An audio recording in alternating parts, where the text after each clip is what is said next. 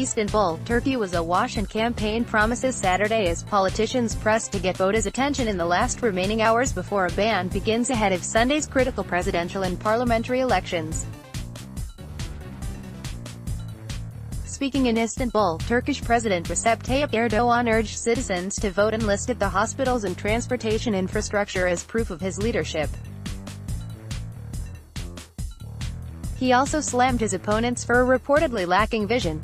"The presidency requires experience," said the man who has led Turkey since 2003 as prime minister and since 2014 as the country's first directly elected president. The 64-year-old Erdogan called the elections more than a year ahead of schedule in a bid to usher in an executive presidency with sweeping powers. He said the new system will bring stability and prosperity to Turkey, but critics warn it could lead to a one-man rule, amid signs of an unsound economy. Despite the short campaign season, the uneven media coverage and government resources that favor Erdogan, his competitors for the presidency and in parliament have launched a serious bid to unseat him. More than 59 million Turkish citizens, including some 3 million living abroad, are eligible to vote Sunday.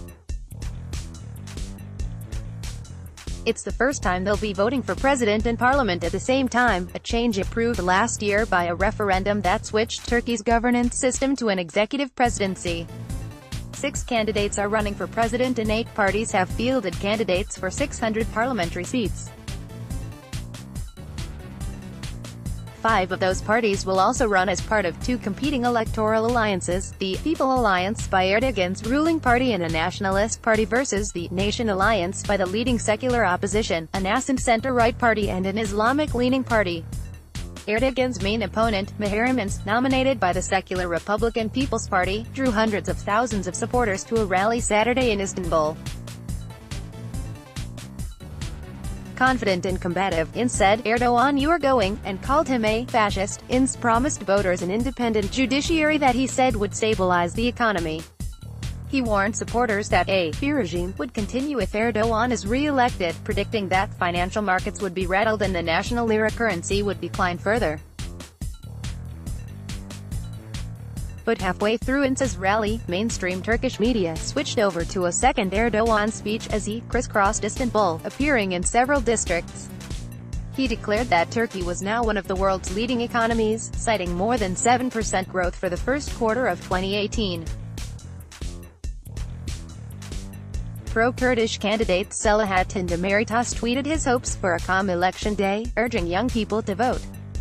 He is running for president from a maximum security prison where he's been held for 20 months pending trial on alleged terror charges. He denies any wrongdoing.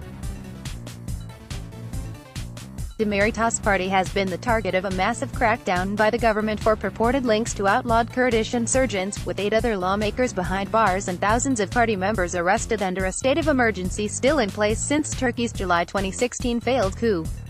Party says more than 350 members working on the election campaign have been detained in raids and at events since April 28.